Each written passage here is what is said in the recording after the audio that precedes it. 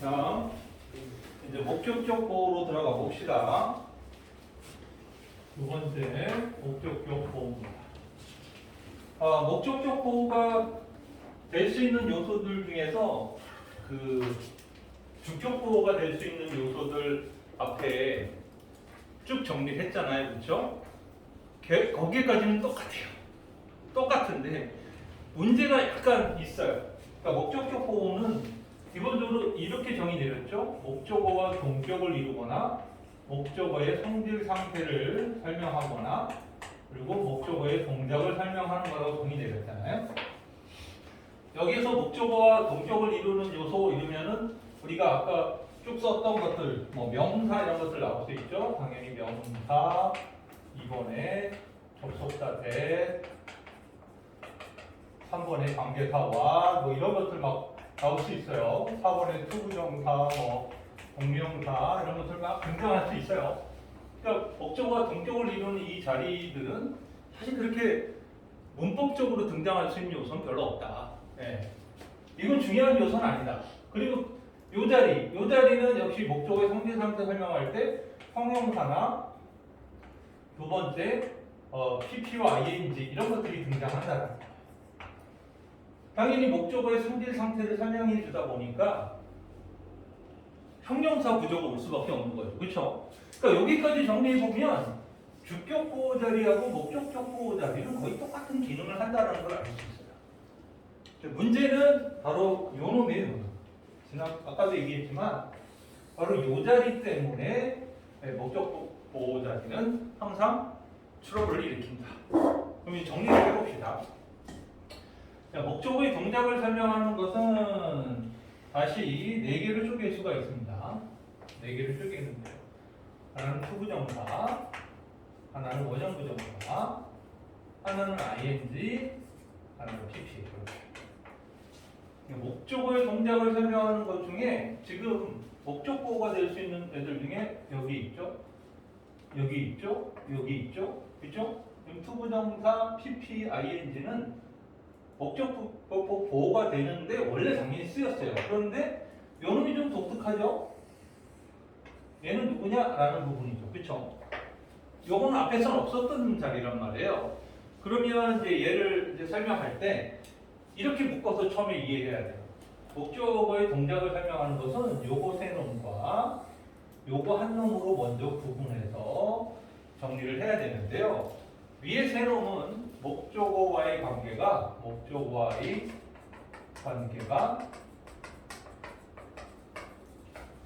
능동이 발생한다. 능동 구조가 발생한다. 이게 무슨 소리냐? 목적어의 관계가 있어서 주어 동사 관계가 성립이 된다는 거죠. 네. 능동 구조가 발생한다. 그러니까 목적어가 그 뒤에 있는 동작의 행위자가 된다는 거죠. 근데 PP는 목적어와의 관계가 수동 관계라. 그러니까 동사 목적어 관계로 이렇게 피행위자의 관계가 성립이 된다. 그러니까 먼저 목적어의 동작을 정의내릴 때 이 4개 중에 PP는 독립적으로 이해를 해야 된다. 그러니까 쟤를 독립적으로 이해를 해야 되는 이유는 위에 3개는 어떤 특정 동사와의 연관성을 갖고 있는 반면에 얘는 어떤 특정한 동사와도 연관성이 없어요. 그냥 쓰고 싶으면 쓰는 거야. 그러니까 예를 들어 이런 문장이 나왔어. He wanted his car 하고 repair라는 단어를 여기다 이렇게 써놨어요. 그러면 그는 그의 차가 리페어는 수리하다란 말이잖아요. 그렇죠? 수리하기를 바란다 이러는데 차가 수리를 할 수 있는 행위자 안 되죠. 차는 수리되어야 하죠. 그러니까 이렇게 되면 문장 관계에서 무조건 얘하고 얘가 수동 관계가 발생한다는 걸 알 수 있어요. 그러면 이때는 이 앞에 동사가 무슨 동사든 간에 전혀 상관이 없다는 거 아셨죠? 그래서 이 둘의 목적어와 목적 보호의 관계가 수동이 일어나면 그냥 PP가 이 자리에 들어온다. 그러니까 우리가 PP라는 분사, 즉 과거 분사, 수동 분사 구문이 목적 보호 자리에 올 때는 다른 어떤 요소도 개입을 하지 못해요. 누구만 개입할 수 있어? 목적어와 목적 보호와의 관계를 설명합니다. 이 부분은 분사 구문 문제, 즉 목적 보호를 물어보는 문제의 전체 50% 정도를 차지해요. 이 둘의 관계를 따지게 하는 게 엄청 중요합니다. 근데 이 둘의 관계를 따지려면 뭘 알아야 돼? 단어의 뜻을 알아야 돼. 그치? 단어의 뜻을 모르면 이게 행위를 하는 건지 맞는 건지 구분이 안 되잖아요, 사실은.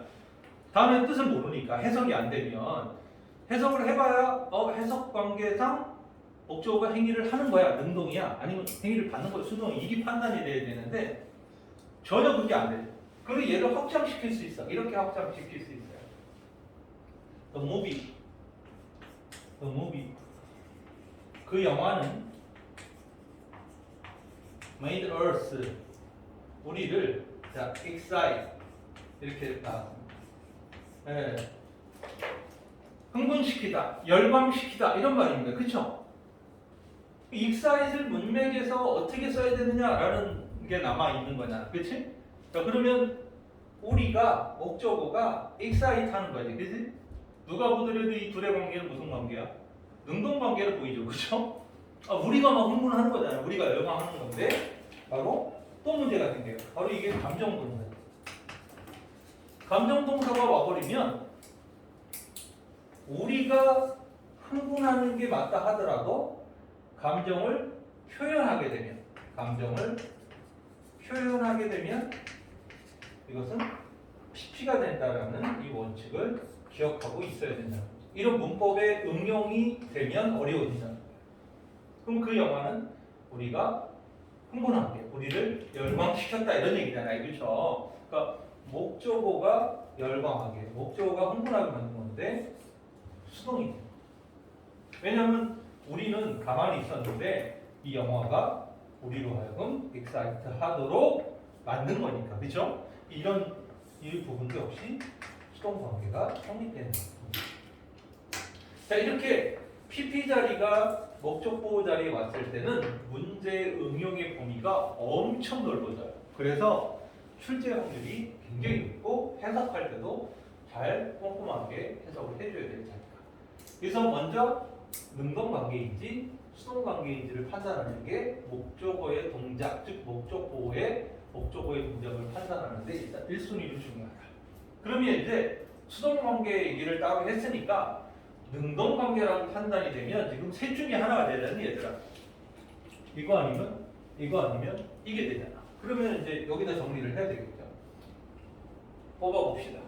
자, 이미 수동 관계에 대해서는 1번이라고 정리를 했다 칩시다. 2번. 투부정사인 경우는 뭐냐? 투부정사가 오는 경우는 어떤 특정 동사들 때문이다. 외워둬야 돼요. 이 정도는. one, enable, allow, hold, ask, persuade, force, oblige, 어려운 단어들이 좀 나와요. compel, order, get, tell. 이 정도는 거의 우리가 고등학교 내내 보게 될 목적보호의 투부정사를 갖는 동사들의 한 8-90% 정도가 돼요. 물론 엄청 더 많아요. 이거보다 많은데 시험에서 주로 만나게 될 단어들이 이런 단어들이다. 이 중에서 아마 이 단어가 좀 어려울 거예요. force, oblige, compel은 고맙게도 같은 뜻인데 강요하다는 뜻이에요. 강요하다. 그리고 얘네들도 같은 뜻이에요. 시키다 이런 뜻이에요. 네. want, enable, allow, cause, ask, persuade는 알죠? 설득하다, 그죠? 설득하다. 네. 바로 얘네들, 이 노란색으로 쓴 이 단어들이 최근 들어서 히트 상품 중에 하나다. 목적어 다음에 이 목적 보호의 투부정사를 반드시 써야 되는 아주 핵심적인 동사들이다. 오형식 동사들이다. 이렇게 볼 수 있죠. 중학교 때는 이게 지각사역동사를 이끌어내는 그 동사 원형을 이끌어내는 지각사역동사가 더 메인이었죠. 더 많이 배웠을 거고, 더 많이 들어봤을 거고. 그런데 고등학교 과정에서는 바로 요 동사들, want to enable, allow, cause, persuade, possibilize, compel, 얻어get, tell과 같은 이 단어들이 요게 투부정사를 요게 받는다라는 사실로 최근 수능에서도 정답은 아니지만 보기로 나올 정도로 여전히 히트 상품이다. 고등학교 과정에서는 얘가 지각사역동사보다 더 유명하다. 이렇게 보시면 됩니다. 그래서 물론 여기에 투부정사를 갖는 건 이 둘의 관계가 뭐여야 한다고요? 능동관계여야 한다. 그렇죠? 능동관계여야지 성립이 된다. 이거는 꼭 잊지 말아야 돼요. 그러니까 능동관계였을 때 투부정사 쓸 때와 원형부정사 쓸 때와 ing 쓸 때로 세 개로 쓰게 되는데 그 중에 투부정사를 쓰는 경우가 바로 요 동사들이 올 때다. 이렇게 보는 게 첫 번째죠. 자, 이제 세 번째는요. 그죠? 당연히 원형부정사. 우리가 동사 원형이라고도 하고 원형부정사라고도 얘기를 하는데요. 원형부정사는 이거는 여러분들이 너무나 잘 기억하고 있는 지각동사, 사역동사. 얘네들이 그 역할을 한다는 걸 알 수 있죠. 지각동사는 뭐죠? see, hear, watch, feel, observe, notice. 아마 이 지각동사들 중에 요 6개의 동사가 거의 역시 80~90%는 차지하고 있다. 고등학교 수능 영어에서는. 그리고 사역동사는 당연히 make, let, have, 그죠? have. 그리고 help가 나오는데 help는 여기에도 낄 수 있고 여기에도 낄 수 있어요. 그 말은 다시 말해서 help는 투부정사를 목적보호로 갖는 이 동사들하고도 같은 역할을 하기도 하고 사역동사로서 역할도 하게 돼서 왔다 갔다 해요. 아셨죠? 그래서 help는 둘 다 된다. 이렇게 보면 되겠죠. 얘네들은 우리 이미 잘 알고 있듯이 이 뒤에 목적어 뒤에 뭐가 와요? 원형부정사가 오는 그 특징을 지니고 있죠. 그쵸? 그래서 이거는 중학교 때부터 많이 배웠던 거라 얘네들은 아마 거의 친숙해져 있는 어법일 거다. 이렇게 볼 수 있는 거죠. 네, 좋아요. 그러면 이제 얘를 갖다가 마지막 남아있는 ing를 이끌어내는 놈은 4번 ing를 이끌어내는 놈하고 연결을 해보면 이 지각사역동사와 매우 밀접한 관련이 있어요. 물론 지각사역동사는 아니더라도 목적보호에 ing를 부르는 놈들이 있긴 있어요. 근데 목적보호에 현재분사가 오는 것은 지각동사하고 매우 밀접한 관계가 있다. 즉 얘네들은 목적보호에 현재분사를 가질 수 있다. 즉 지각동사, 목적어, ing가 올 수 있다. 그러면 이제 여기서 의문이 생기죠? 지각동사는 원형부정사가 온다는데 여기는 ing가 오는 건데 무슨 차이가 나나요? 그런데 문법적으로는 아무 차이가 없어요. 알았죠? 그런데 의미상으로 얘는 사실을 설명하고 얘는 행위를 설명합니다. 어떤 행위를 하고 있는 것을 보다 이런 얘기입니다. 진행 중인 어떤 행위를 설명하는 것 뿐이에요. 그래서 사실 해석의 차이는 조금 있을 뿐이지 얘를 쓰나 차이가 없다. 문법적으로. 알았죠? 그러니까 얘는 그냥 해석의 뉘앙스의 차이다. 그런데 지금 지각동사는 목적어 다음에 동사 원형을 갖고 사역동사도 목적어 다음에 동사 원형을 갖는데 ing를 부분에 있어서 이 사역동사 있죠? 사역동사는 목적어 다음에 ing를 가질 수 없다라고 기억하시면 돼요. 아셨죠? 사역동사는 현재 분사를 목적보호로 가지 않는다. 그래서 동사 원형을 올 때는 문제가 없는데 지각사역동사가 한 팀인데 현재 분사가 올 때는 사역동사는 여기에 해당되지 않아요. 그래서 사역동사, 지각동사 목적어 ing가 하나의 원칙이고 특히 ing를 지각동사가 아닌 다른 동사가 목적 보호에 ing가 오는 경우에 가장 대표적인 게 king 목적어 ing 이런 거죠. 계속해서 ing 하게 하다. 이거 유명하죠? 계속해서 ing 하게 하다. 이럴 때 이 keep 목적어 ing가 가장 유명하죠. 그러니까 보통은 이 목적 보호 자리가 ing가 올 때는 지각동사가 이 ing를 이끄는 경우가 많아요. 근데 keep이라는 동사는 지각동사가 아니지만 충분히 올 수 있다. 이렇게 보죠. 그러면 다시 앞으로 가서 우리가 이제 정리가 되는 거예요. 그러니까 목적보는 목적보가 동격일 때는 그냥 명사가 주로 그렇게 역할을 해요. 명사가 할 수 있는 애들이 다 그런 역할을 한다는 거죠. 그 다음째 목적어의 성질 상태를 설명할 때는 역시 형용사가 오면 된다는 거예요. 형용사가 그 역할을 하죠. 근데 이게 선생님이 그냥 하얀색으로 그냥 픽 썼지만 굉장히 중요한 자리라고 그랬어요. 주격보호가 형용사로 올 때 하고 목적격 보호가 형용사로 올 때는 지금 선생님이 열심히 설명한 것보다도 수능에 더 많이 나와요. 그럼 이게 궁금하죠?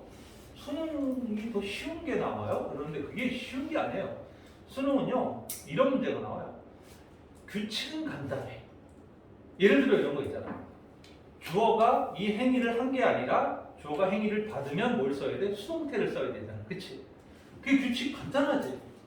너무 간단한 거예요. 수동태가 뭐냐 그러면 우리 딱 한마디 하면 돼. 아니, 주어가 행위를 한 게 아니라 받은 거라 수동이에요.